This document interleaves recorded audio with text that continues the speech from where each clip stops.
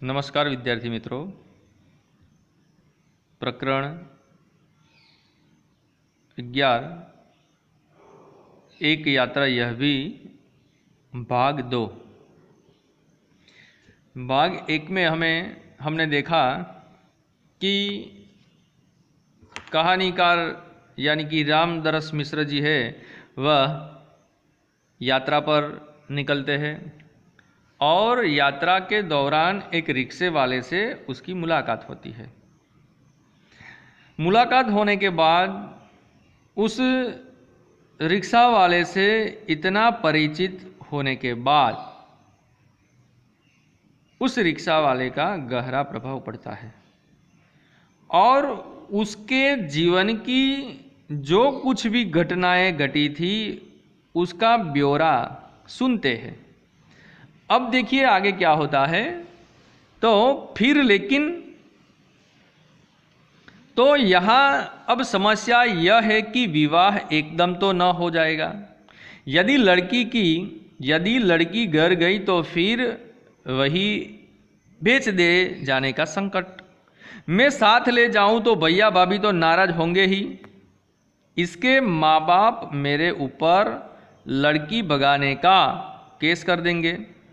जब मैंने थानेदार के सामने यह समस्या रखी तो वे बोले कुछ दिन के लिए इसे नारी निकेतन में रखवा देता हूँ, यानी कि नारी गृह, नारी निकेतन यानी। लड़की से माँ बाप के खिलाफ शिकायत लिखवा कर रख लेता हूँ। 15 दिन बाद उन्होंने मंदिर में उससे मेरी शादी करवा दी। देखिए कैसी घटना घटी उस मोहन के साथ। मैंने कहा मोहन ऐसे थानेदार कहाँ होते हैं। मुझे तो इस घटना पर विश्वास ही नहीं हो रहा था। लगता है कथा सुन रहा हूँ। देखिए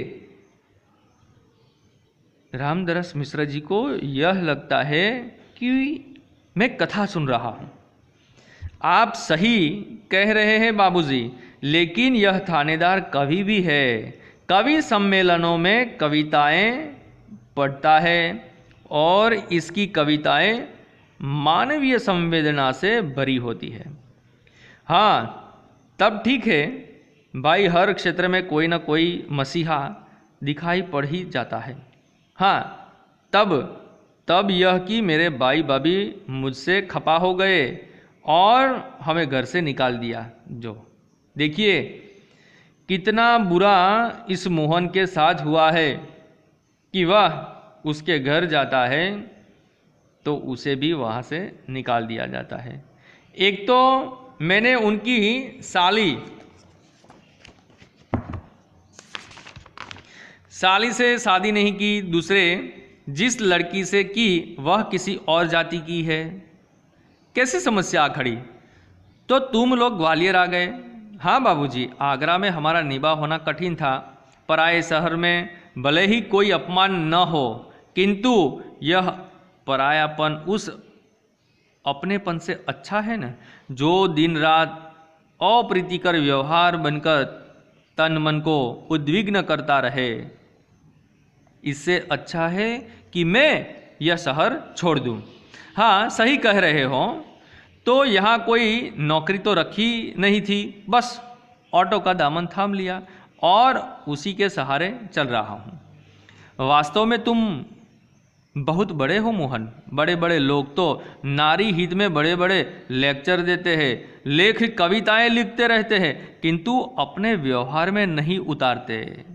लेकिन तुमने तो बहुत सहज भाव से एक लड़की को दुर्दशाग्रस्त होने से बचा लिया और अपने जीवन के साथ उसे सम्मान पूर्वक लगा दिया।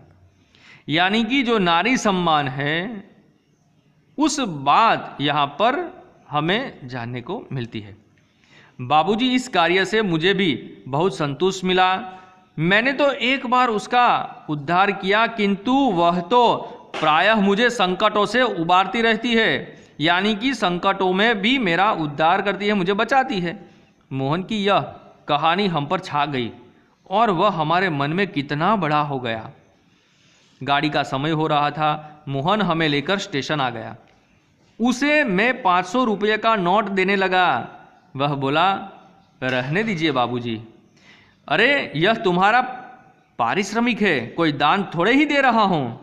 बाबूजी, मैंने माँ बाप का प्यार नहीं पाया, कल से ही लग रहा है कि मुझे माँ बाप मिल गए हैं। इस सुख के आगे पैसे का तो कुछ भी मोल नहीं, यानी कि कीमत। पैसा तो और लोगों से कमा ही लेता हूँ। बेटे, लेकिन मेरी भी तो सोचो, मैं बेटे का शोषण कैसे कर सकता हूँ। देखिए यहाँ पर इतना गहरा संबंध बढ़ गया कि एक पैसे देने की बात करता है तो दूसरा पैसा न लेने की बात करता है। लेकिन यह तो बहुत है, इतना लूँगा तो आपका शोषण हो जाएगा। यह कहकर वह 500 का नोट लेकर 300 वापस करने लगा। बोला, मुझे इतना पराया न कीजिए बाबूजी, हाँ जब भी ग्वालियर आइएगा मुझे बुला लीजिएगा। मेरा फ़ोन नंबर तो आपके पास है ही, लेकिन मेरी एक शर्त है। देखिए, जो संबंध बढ़ गया वो शर्त रखता है।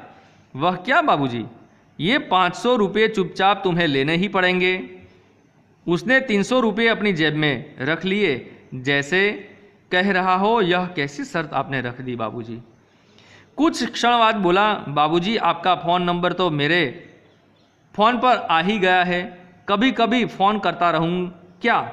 जो देखो यहाँ पर विद्यार्थी मित्रों, वो मोहन बाबूजी के साथ आज्ञा प्राप्त करता है कि क्या मैं आपके साथ मेरा दिल बहलाने के लिए आपसे कई बार फ़ोन कर सकता हूँ? हाँ हाँ भाई, शौक़ से, मुझे अच्छा लगेगा। देखिए यहाँ पर जो रामदरस मिश्र है वो भी कहते हैं कि मुझे अच्छा लगेगा, लेकिन आपका नाम तो मैंने पूछा ही नहीं।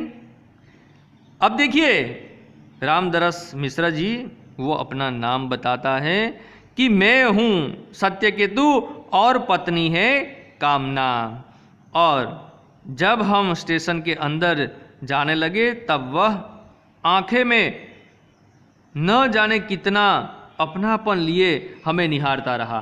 देखिए रामदरस मिश्र जी यहाँ कहते हैं कि हम तो ट्रेन में स्टेशन में चले गए, लेकिन वो इतनी आत्मीयता उसके साथ बढ़ गई थी तो हम वहाँ पर पहुँचने पर भी वो हमें ही देखता रहा। तो विद्यार्थी मित्रों, यहाँ पर यह पाठ प्रकरण समाप्त, एक कहानी समाप्त होती है। तो आपको शब्दार्थ और टिप्पण, मुहावरे और एक एक वाक्य में जो प्रश्न हैं, 2-3 वाक्य में सविस्तार से उत्तर, वो सब अपने नोट में लिख लेना है। अस्तु।